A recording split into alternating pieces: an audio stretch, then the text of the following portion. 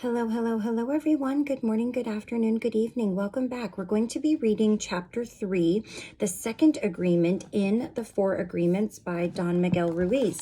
This agreement is don't take anything personally. So let's see what the author has to say about this. I think this is something, oh, my hair, I don't know what's going on with it here. All right.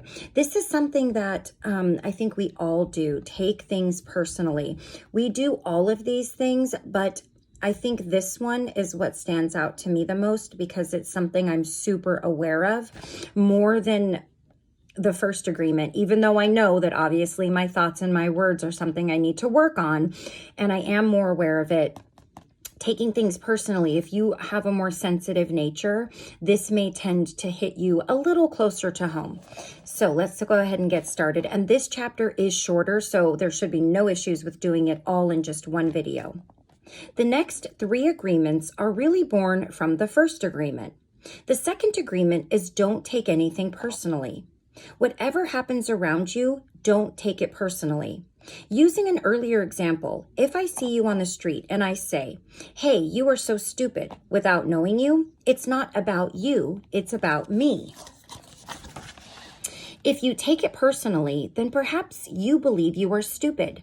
Maybe you think to yourself, how does he know? Is he clairvoyant, or can everybody see how stupid I am? You take it personally because you agree with whatever was said. As soon as you agree, the poison goes through you and you are trapped in the dream of hell. What causes you to be trapped is what we call personal importance. Personal importance, or taking things personally, is the maximum expression of selfishness because we make the assumption that everything is about me. During the period of our education or our domestication, we learn to take everything personally.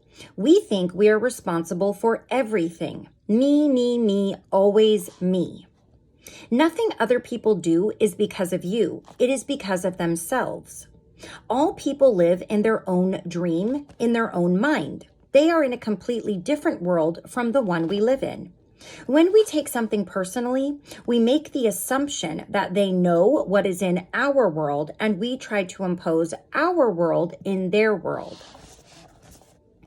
Even when a situation seems so personal, even if others insult you directly, it has nothing to do with you.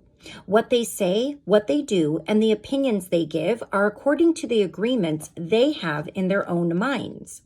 Their point of view comes from all the programming they received during domestication.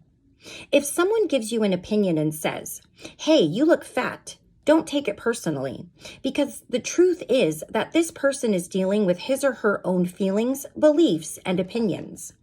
That person tried to send poison to you, and if you take it personally, then you take that poison and it becomes yours.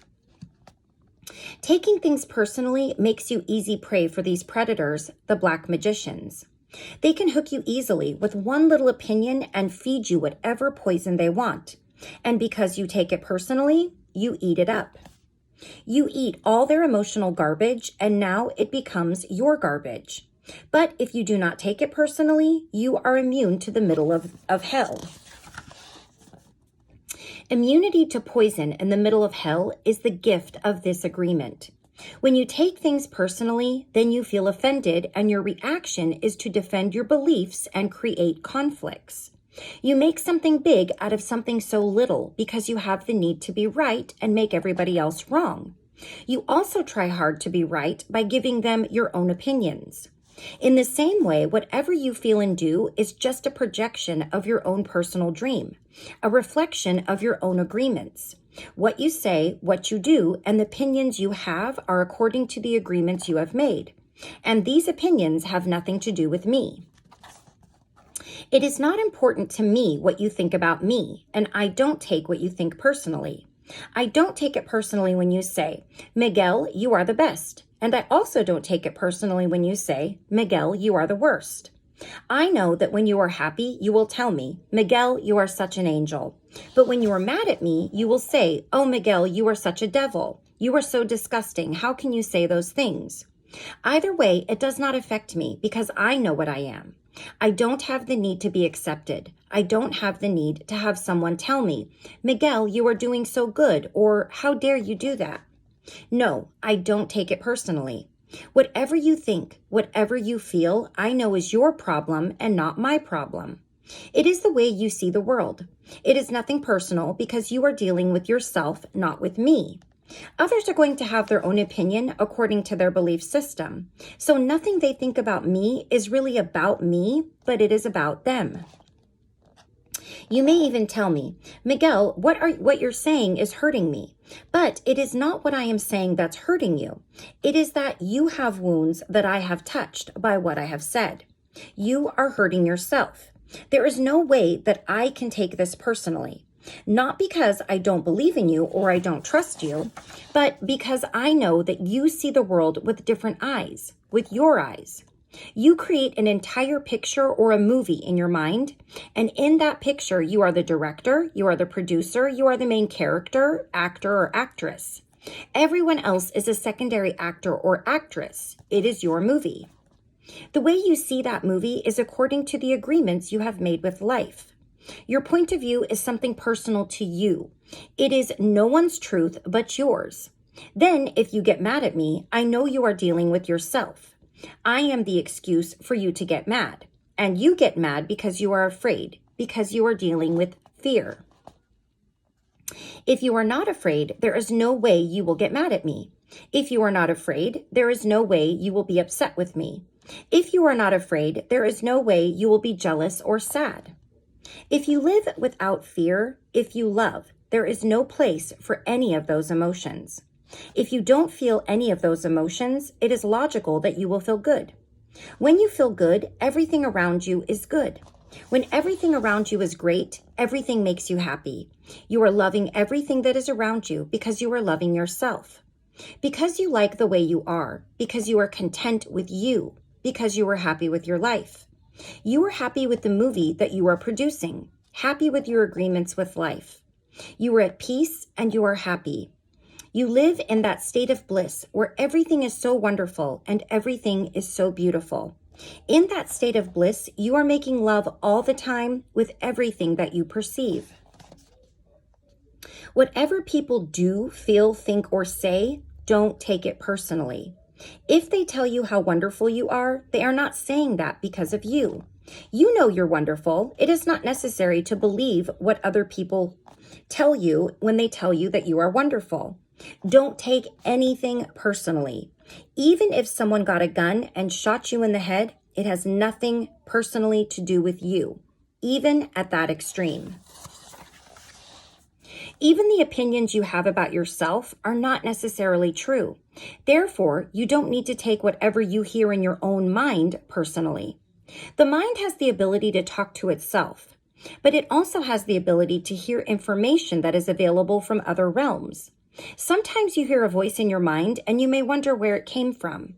This voice may have come from another reality in which there are living beings very similar to the human mind. The Toltecs called these beings allies. In Europe, Africa, and in India, they called them the gods. Our mind also exists in the level of the gods. Our mind also lives in that reality and can perceive that reality. The mind sees with the eyes and perceives this waking reality, but the mind also sees and perceives without the eyes, although the reason is hardly aware of this perception. The mind lives in more than one dimension. There may be times when you have ideas that don't originate in your mind, but you are perceiving them in your mind. You have the right to believe or not to believe these voices and the right not to take what they say personally.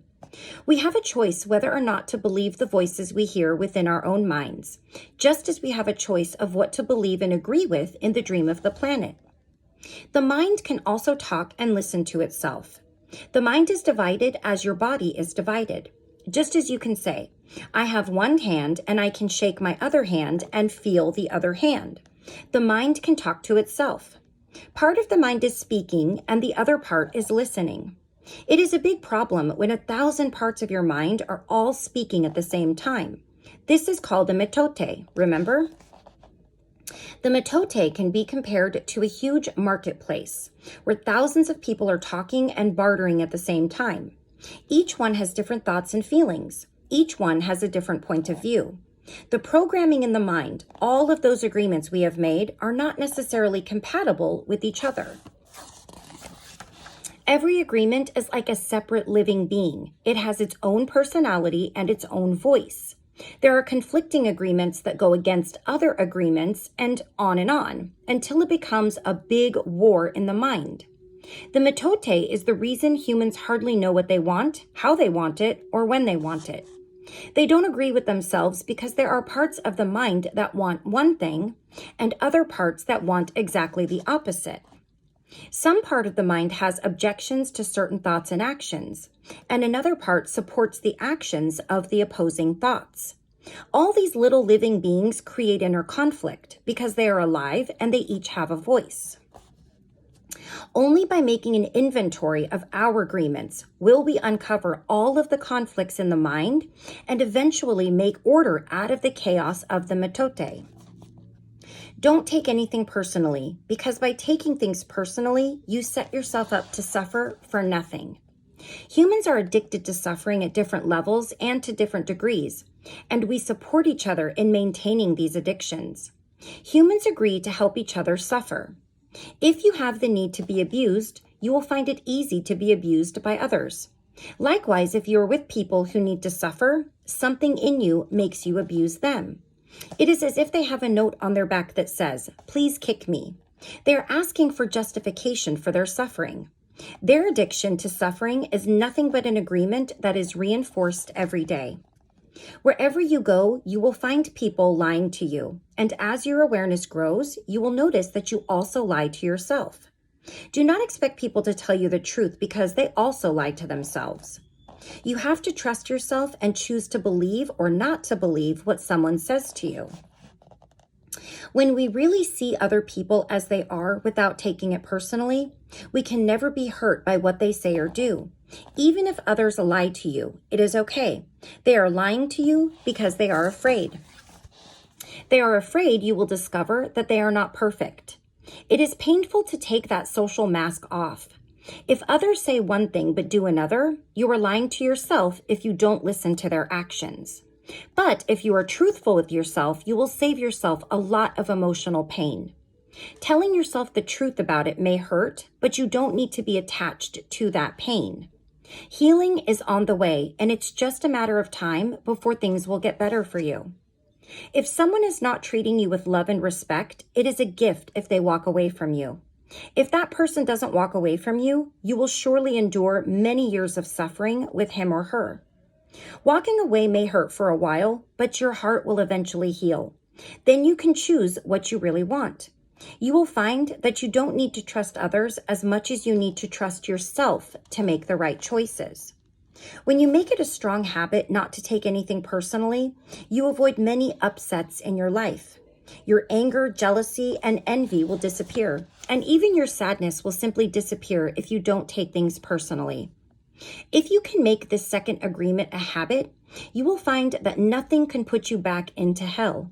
There is a huge amount of freedom that comes to you when you take nothing personally. You become immune to black magicians, and no spell can affect you, regardless of how strong it may be. The whole world can gossip about you, and if you don't take it personally, you are immune. Someone can intentionally send emotional poison, and if you don't take it personally, you will not eat it. When you don't take the emotional poison, it becomes even worse in the sender, but not in you. You can see how important this agreement is.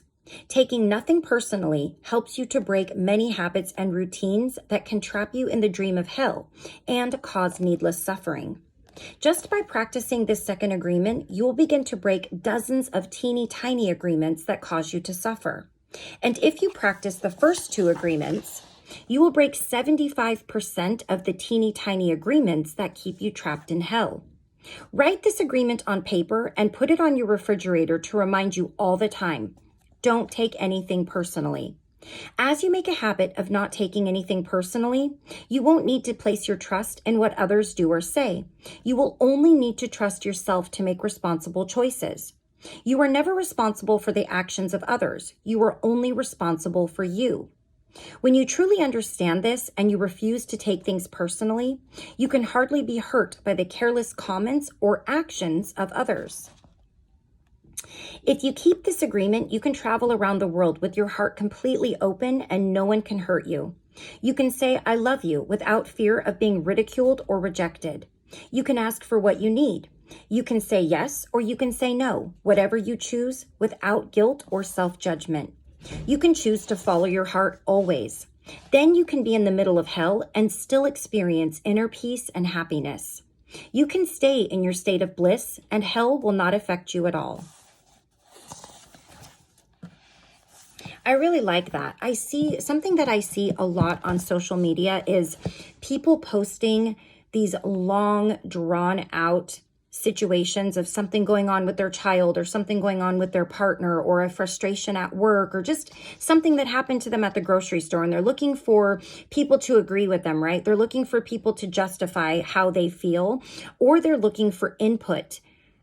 That drives me crazy, and I used to do it, but now it drives me crazy because I'm thinking you can get 70 comments, but at the end of the day, you're still going to do what it is that inside of you, you already have decided to do. Whether somebody says the same thing and has the same idea as you or not, you're still going to do what your intuition, what your gut instinct tells you to do. That's the only thing that you should be listening to. And the more that you listen to that, the more you can follow it, and the more you trust it, and the more that you hear it. And you understand what it means, and you understand what the feelings mean when you have certain sensations in your body, in your mind.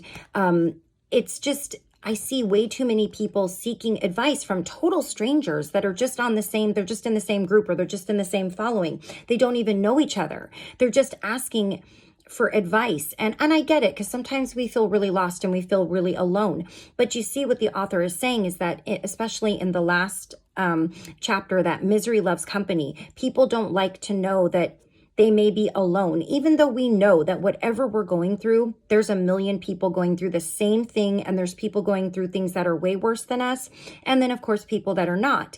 But they always want justification. We always want justification. We always take everything personally. We take everything as a personal attack. We're easily offended. If you find yourself as that type of a person where you really take things to heart, this could be a huge, if you implement not taking things personally and you really, really work on it, that can make a huge change in your life. From the teeniest, tiniest things you take personally to the biggest things you take personally. So just something to think about. And it's something that I notice a lot on social media and even on YouTube, people commenting on things and getting into arguments about things. I've never seen anyone change somebody's mind on a Facebook thread or in a Facebook argument or a YouTube argument over a video.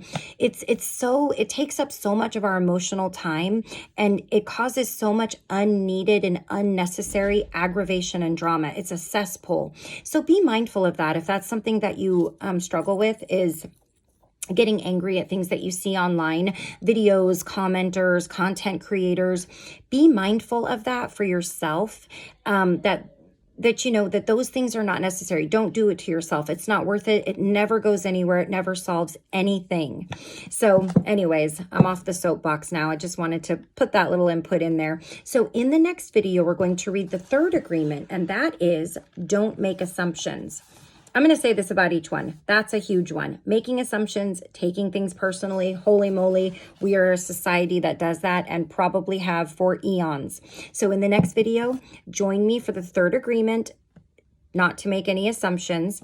And until then, please take care of yourself. Please take care of those around you. I will see you again very soon for the third agreement. Okay?